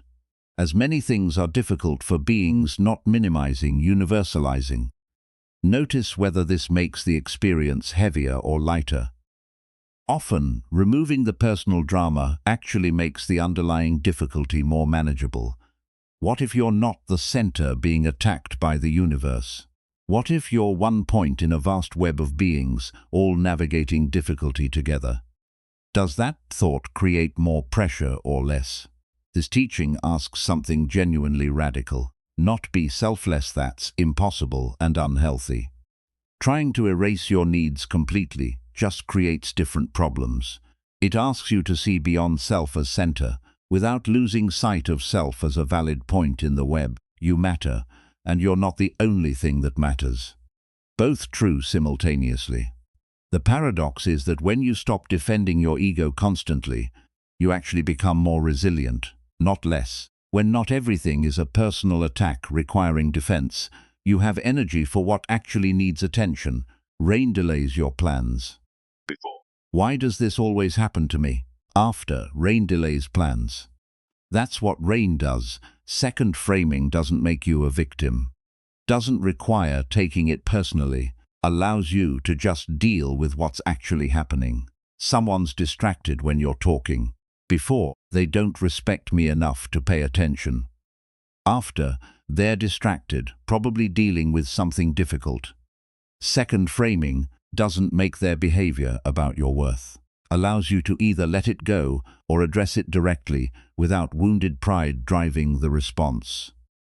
Colleague gets a promotion you wanted. Before, I'm being overlooked and undervalued. After, promotions create complicated feelings in everyone who wanted them. Second framing acknowledges disappointment without adding a narrative about personal victimization. The shift from an egocentric lens to interconnected awareness doesn't make you a doormat, actually makes you stronger, because you're not constantly reactive to everything that might threaten your importance. You can address problems without making them personal dramas, can set boundaries without a wounded ego driving them, can ask for what you need without demanding special treatment. You've released toxic environment, examined harmful patterns, begun transforming anger, seen through compensation methods. Now you're questioning the lens itself, the self-centered filter that makes everything about defending and maintaining your importance. These are the external and emotional burdens you can identify and work with directly. But there are two more burdens remaining, both more subtle, both operating constantly beneath awareness. One lives in how your mind moves, the other in what your mind believes, both foundational to everything else you're carrying. The sixth burden is one you might be carrying right now, this very moment, even as you listen to these words, trying to find relief from it. Your mind produces somewhere between 50,000 and 70,000 thoughts each day. Most of them you don't even notice. They run in the background like programs on a computer you forgot to close, but they're there constantly. A stream of commentary about everything happening, everything that happened, everything that might happen. Most of these thoughts are repetitive, replaying conversations from yesterday, rehearsing ones that might happen tomorrow, judging what's happening right now the same worries, cycling through again and again, the same regrets revisited from slightly different angles, the same plans made and remade without ever being acted on. This mental noise exhausts you, even when you're not consciously aware of it, Like having a radio playing constantly in the background, even at low volume. It drains your battery. You wonder why. You're tired when you haven't done anything physically demanding. Your mind has been running at full speed all day, generating thought after thought after thought, most of them serving no useful purpose. The Buddha described the untrained mind as a monkey jumping through trees, grasping at one branch, immediately reaching for the next, never settling, always moving, driven by restlessness. It can't name or control. The monkey doesn't choose where to jump, it just jumps, reacting to whatever catches its attention. Your mind does this with thoughts. Jumps from one to the next without your conscious direction. You're trying to focus on one thing, and suddenly you're thinking about something completely different. You didn't decide to think it, it just appeared, and your attention followed.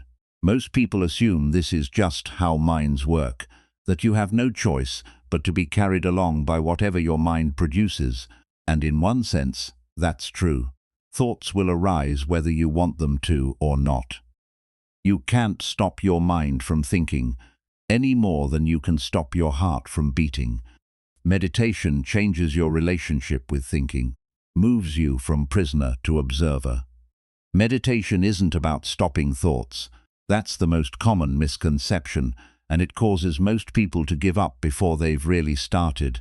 They sit down, close their eyes, try to empty their mind, and within seconds, thoughts flood in. I'm doing this wrong, they think. My mind is too busy for meditation. A busy mind isn't the obstacle to meditation, it's the normal condition meditation works with. You're not trying to achieve some supernatural state of thoughtlessness. You're learning to see thoughts clearly enough that they stop controlling you. A sage once spent decades trying to master this, and what he discovered changed how he understood his own mind. His name was Muga, and he lived in a forest practicing meditation with an intensity that bordered on desperation. His goal was simple: still the mind completely, reach perfect concentration, achieve the kind of mental silence he'd heard other meditators describe. He'd heard stories of monks who could sit for hours without a single thought arising. Masters who'd achieved such perfect concentration that external sounds didn't register, physical discomfort didn't register, time itself seemed to stop. That's what he wanted, that perfect stillness, that complete control over his own mental processes. So he sat every morning before dawn, every evening after dark, and often throughout the day when responsibilities allowed. He'd find a spot under a tree, settle into posture, close his eyes, and attempt to stop his mind from producing thoughts. The first few minutes were always the hardest. He'd barely settled before thoughts started appearing. Memories from childhood, surfacing without invitation, plans for tomorrow forming without his conscious input, judgments about his meditation practice. This is going well. This is going poorly. Why am I so distracted today? He'd push them away, try to return to emptiness, but pushing one thought away just made space for another to appear, like playing a game where you hit one mole and 3 more pop up. Years passed this way. He sat daily, fought his thoughts daily, failed daily. Some days he'd achieve brief stretches of quiet, maybe 30 seconds, maybe a minute, before the next thought appeared and shattered his concentration. The frustration grew with each session. Why can't I control my own mind? Other people seemed to manage it. Teachers spoke of concentration so deep that hours passed like moments. Yet here he was, unable to maintain focus for even 5 minutes without his mind wandering off to some trivial concern. He tried harder, extended his meditation sessions if shorter sits weren't working.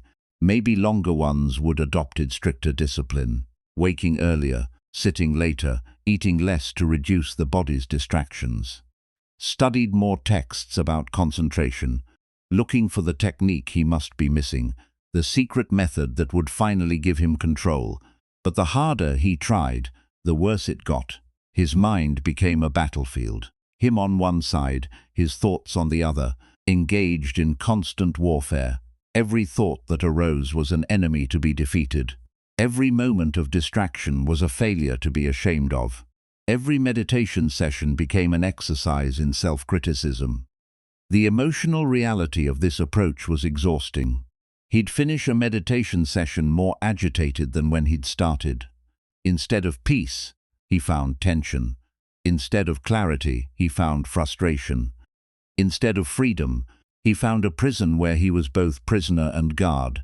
Constantly punishing himself for infractions he couldn't seem to stop committing, and the thoughts kept coming. In fact, the harder he fought them, the louder they became, like turning up the volume on that background radio instead of turning it down. One afternoon, exhausted from another failed meditation session, Muga walked to a nearby stream. He needed to move, to do something other than sit and fight his own mind. He found a flat rock near the water's edge and sat there. Not to meditate, was too tired for that, just to rest. The water flowed past him, clear and constant. He watched it move around rocks in its path. The water didn't fight the rocks, didn't try to move them or go through them, didn't get angry at them for being obstacles. Just flowed around them naturally, effortlessly. A leaf fell from a tree above, landed on the water's surface. The stream carried it along. Didn't grasp at it, didn't push it away, didn't judge whether leaves should or shouldn't be floating there. Just carried it naturally downstream until it caught on something or floated out of sight. Muga watched this for a long time. Water flowing, leaves floating, everything moving naturally without force, without resistance, without the kind of desperate control he'd been trying to impose on his mind. Wait, what if the mind is like a stream? What if thoughts are like leaves? What if the problem isn't the thoughts themselves, but his relationship with them? He'd been treating thoughts like enemies to destroy, but the stream didn't treat leaves as enemies. The stream didn't treat rocks as enemies. It just flowed naturally, accommodating whatever appeared in its path. Muga returned to his meditation spot with this new understanding, settled into posture, closed his eyes, and waited for thoughts to arise. They came immediately, as always. But this time, instead of fighting them, he just watched. Thought appeared. "I'm hungry." Old response would have been, "No bad thought." "I'm meditating." "Go away." Followed by frustration at having been distracted, shame at lacking discipline, determination to fight harder next time. New response. "Ah, thought about hunger. Interesting." That was all, just noting the thought had appeared, not judging it, not fighting it, not following it into a whole narrative about what he'd eat later, and whether he should be hungry now or wait until evening, and what that said about his discipline. The thought arose, he noted it, and then this was the surprising part: it passed naturally, without him needing to do anything, like a leaf floating downstream. Another thought appeared. "This isn't working." Old response would have been panic, agreement, spiraling into self-criticism. New response, doubt. There's a thought about failure. The thought didn't control him now. Didn't need to be fought or believed, just observed, noted, allowed to pass. Another thought. "Maybe I'm finally getting it." Old response would have been excitement, grasping, trying to hold on to this success. New response, excitement, thought about achievement, neither believing the thought nor rejecting it. Just watching it arise and pass like everything else. He practiced this way for weeks, months. Not fighting thoughts, not following them, just observing them with the same neutral attention the stream gave to leaves floating on its surface. Don't grab them, don't push them away, just watch them pass. Gradually, something shifted. Not all at once, not dramatically, but like dawn breaking. You don't see the exact moment darkness becomes light, you just suddenly notice it's day. Thoughts still arose, they never stopped arising. His mind produced the same 50,000 thoughts it always had, but they were no longer compelling in the same way. He could watch the thought, failing at this, without believing it. Could notice the thought, enlightened now, without grasping it. Could observe the thought, "This is boring," without needing to do something about it. The mind still produced its mental weather, Thoughts, memories, plans, judgments, fantasies. But he was no longer battered by every breeze. He could sit in the storm of his own thinking and remain unmoved, not because the storm had stopped, but because he'd learned to be the space the storm moved through, rather than something being blown around by it. Peace wasn't the absence of thoughts, it was freedom from being controlled by them. The modern misconception about meditation is that it empties the mind, makes it silent, blank, free of all mental activity. People sit down expecting to achieve this impossible state, and when thoughts keep arising, as they always will, they conclude they're bad at meditation. Meditation changes your relationship with the contents of your mind. That's all. That's everything. You don't need a silent mind to have a peaceful mind. You need a wise relationship with your noisy mind. Think about being in a room with a loud television. If you're absorbed in the show, the noise consumes you. Every sound, every image demands your attention, controls what you're thinking and feeling. If you step back, see it's just a television, you can have peace even with noise present. The TV still makes sound, but you're no longer identified with whatevers on the screen. You remember you're the space the TV exists in, not the show being broadcast. Thoughts work the same way. You don't have to believe every thought that arises. Don't have to follow every thought wherever it wants to lead you. Don't have to act on every impulse, judgment, or fantasy your mind produces. Try this right now. Notice the next thought that appears in your mind. Instead of automatically believing it or following it, just note what kind of thought it is. Thought about past, remembering, thought about future, planning, judgment about something or someone, judging, random image or fantasy. Imagining you're not trying to stop these thoughts, not trying to make them go away or punishing yourself for having them, just noting them the way you'd note weather. It's raining doesn't require you to have an opinion about rain, or to stop the rain, or to feel bad about yourself for not being able to control meteorology. Do this for just 2 minutes daily. Sit somewhere quiet, close your eyes or keep them open, whatever feels more natural. And when thoughts are risen or when just note them. Thinking, planning, worrying, remembering, 2 minutes seems short until you try it.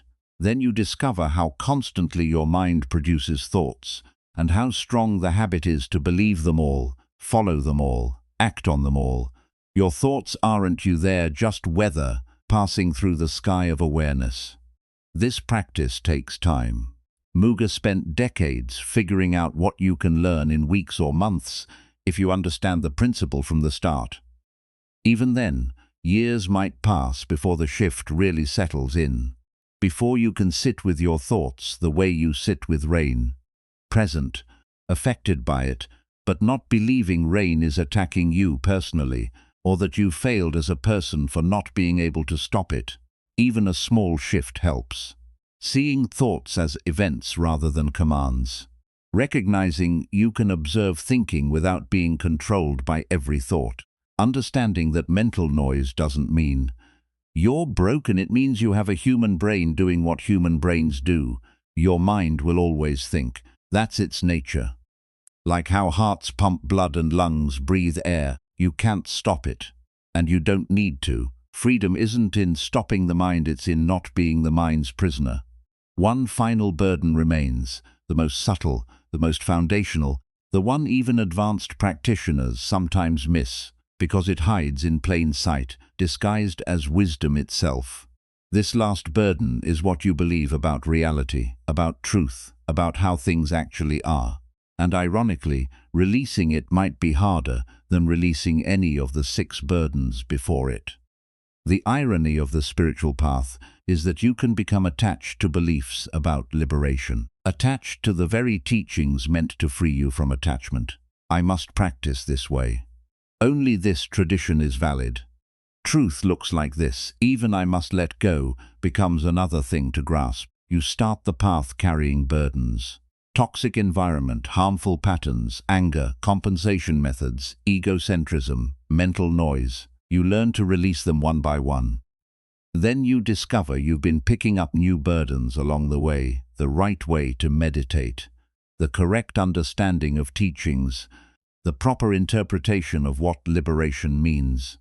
The Buddha saw this tendency clearly. He compared his teachings to a raft for crossing a river. Once you've crossed to the other shore, you don't carry the raft on your back. The teachings are tools for crossing, not destinations to worship. They are meant to be used, not clung to. This final freedom means releasing even correct views. Seeing truth directly, instead of through the filter of concepts about truth. Not because concepts are wrong, they can point accurately toward reality, but because the map isn't the territory, and staring at a map of water doesn't quench thirst. A scholar once learnt this in the most humbling way possible. His name was Attadatta, and he was renowned throughout the region for his mastery of Buddhist teachings. He'd memorized the entire canon. Every discourse, every verse, every instruction the Buddha had given. He could recite any teaching perfectly from memory without hesitation. Students traveled for weeks to study with him. They'd arrive exhausted from the journey and leave months later with notebooks full of his explanations, his interpretations, his scholarly insights into what each teaching really meant. He had a reputation for being able to answer any question about the teachings, resolve any apparent contradiction, explain any difficult passage. Attadatta took pride in this mastery. Not in an obvious way, he didn't boast or show off. But underneath his humility lived a quiet certainty. I know the Buddha's teaching completely. He could trace the evolution of any concept through different discourses, could explain how the teaching on emptiness related to the teaching on dependent origination, related to the teaching on non-self, could cite chapter and verse to support any point he made. His understanding was comprehensive, precise, internally consistent. One afternoon, a simple forest monk arrived at the monastery.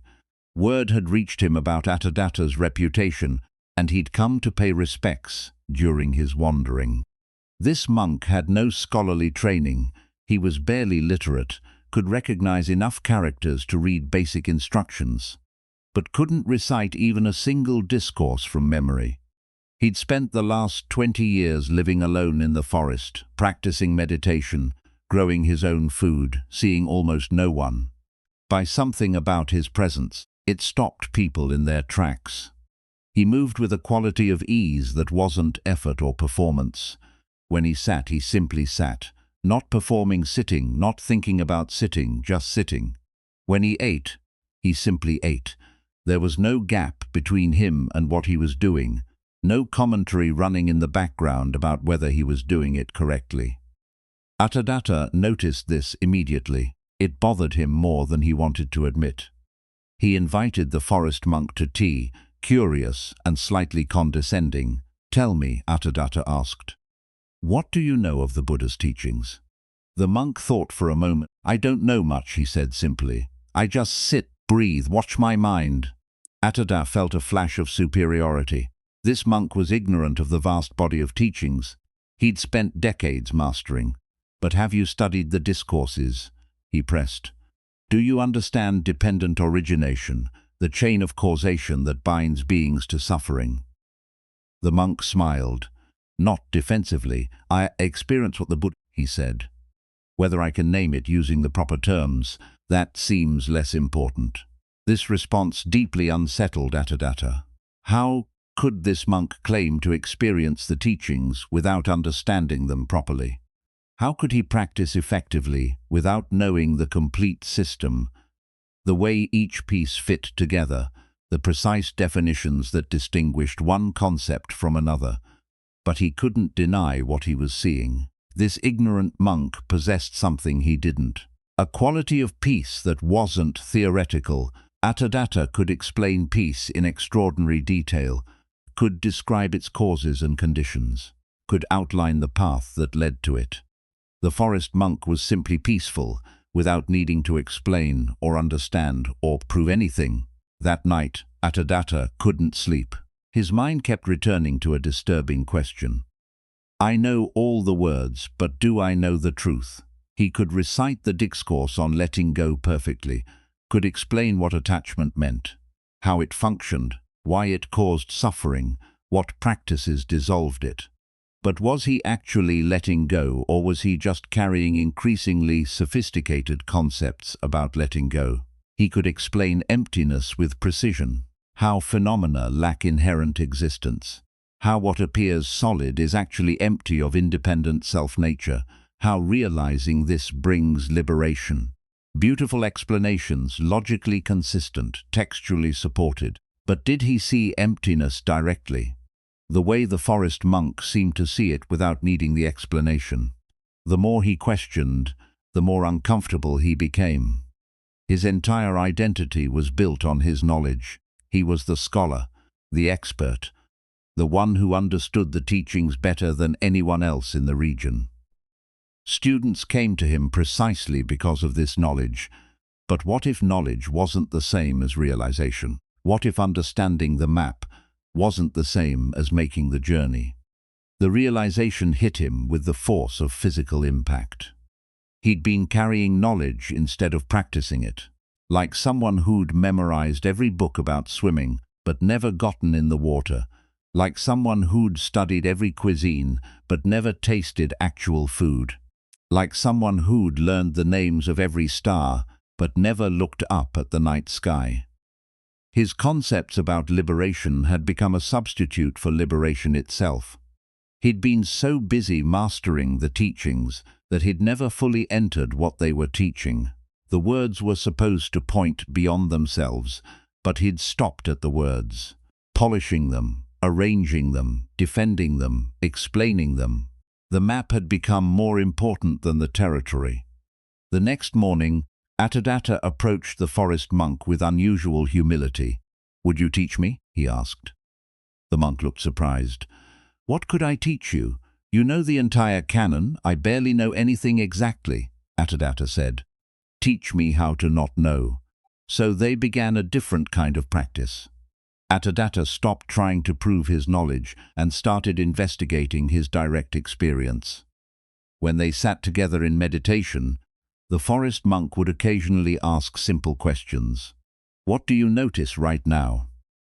Attadatta's habit was to answer conceptually, "I notice the arising and passing of phenomena, the impermanent nature of all conditioned things."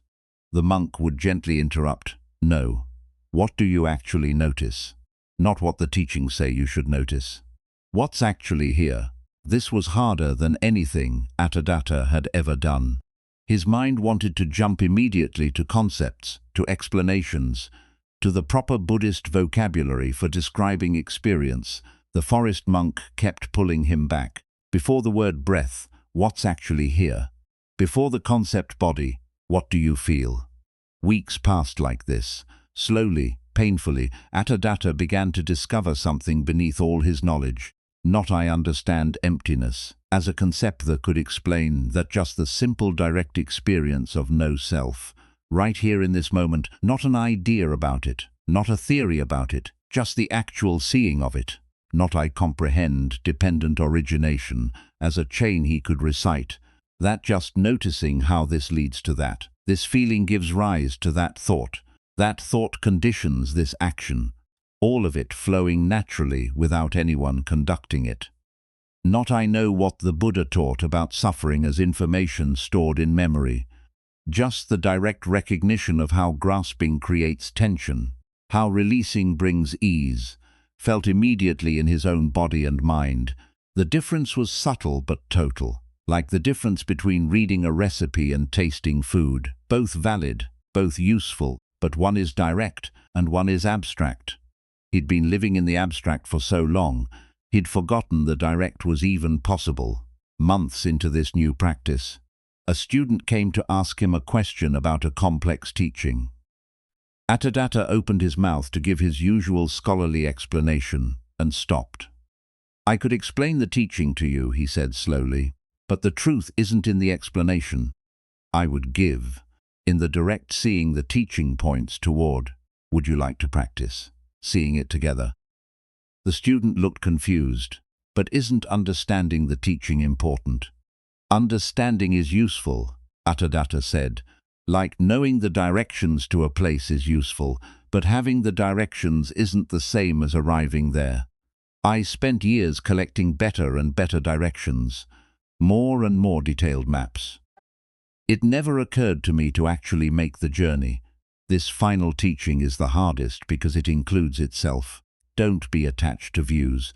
Is it itself a view? Release your concepts. Is it itself a concept? Even this teaching about releasing teachings becomes something you could grasp and carry and defend, but it points to something beyond views altogether. Direct experience. Not ideas about reality, but reality itself, unfiltered by conceptual overlay. The modern parallel is reading about happiness versus being happy. You can study the psychology of joy, understand the neuroscience of well-being, master the philosophy of contentment, all valuable knowledge. Or you can just be happy when happiness arises, without needing to analyze it, categorize it, or compare it to descriptions in books. You've now encountered 7 teachings about letting go. Release toxic environment, untangle harmful patterns, transform anger into patience, see through compensation methods, release egocentrism through compassion, quiet the discursive mind through meditation, release rigid views through wisdom. Beautiful teachings, potentially useful teachings, and also don't carry them as new burdens. Not I must let go correctly according to these 7 steps. Not I have to implement all 7 teachings perfectly, or I've failed. Not these are the only valid approaches to freedom. Just an opportunity to release, if it feels right. Test each teaching in your own experience. Does it actually lighten your burden, or just give you a more sophisticated burden to carry? Does it create more space in your life, or fill that space with new obligations? Does it bring you closer to direct experience, or give you better concepts to think about? These teachings aren't rules to follow, they're invitations to experiment. Try releasing your toxic environment and see what changes. Try noting your thoughts without believing them and notice what shifts. Try viewing your suffering as universal rather than personal and feel whether that brings relief. If a teaching helps, use it. If it doesn't, set it aside. The teachings serve you, you don't serve the teachings. And remember, the goal isn't to master 7 teachings about letting go, the goal is to actually let go. You've sat with this entire journey. 7 burdens named and examined: environment, patterns, anger, compensation, ego, mental noise, rigid views. This isn't a checklist to perfect. Not a program to complete or a test to pass. Just a map of territory you might recognize in your own life. Some of these burdens might feel urgent to release right now.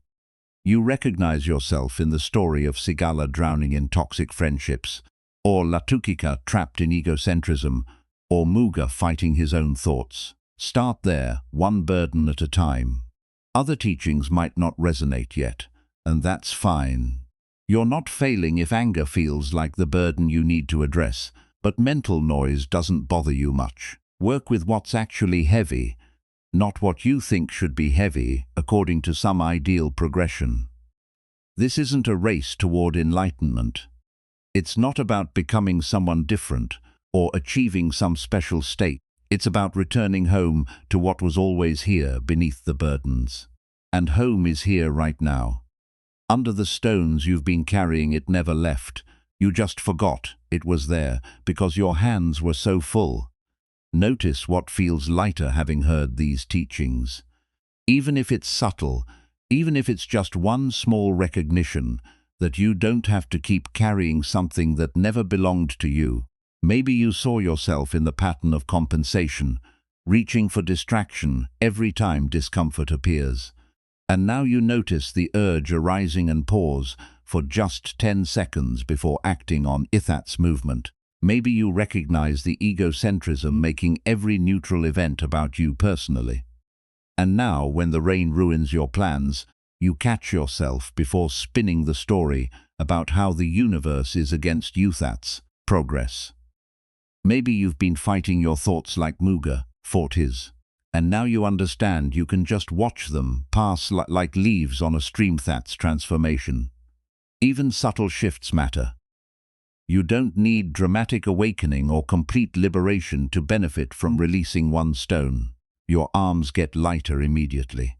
The path continues as long as you're alive. These 7 teachings aren't the end, they're one way of beginning. You'll return to them again and again, seeing deeper layers each time, releasing more subtle versions of the same burdens. But it doesn't have to be so heavy. Not anymore. Not if you're willing to put something down. You can release your grip on the toxic environment that depletes you. You can untangle from the harmful pattern you've been repeating for years. You can stop feeding the anger that burns you more than anyone else. You can notice the compensation method that never actually satisfies. You can see beyond the ego that makes everything about protecting and defending yourself. You can observe the thoughts without being controlled by everyone that appears. You can hold the teachings lightly instead of clutching them like weapons or shields. You can put something down right now if you want. Notice what you're holding that you don't need to hold anymore, and just for this moment, let it rest. See what remains when your hands are finally empty.